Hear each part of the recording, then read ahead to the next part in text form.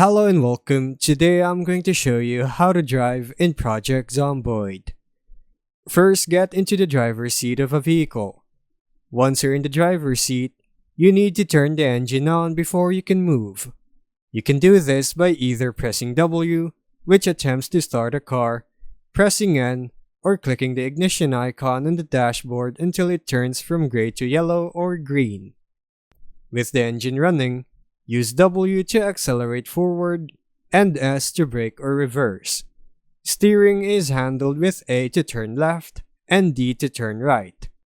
Spacebar acts as a stronger brake and will cancel cruise control if active.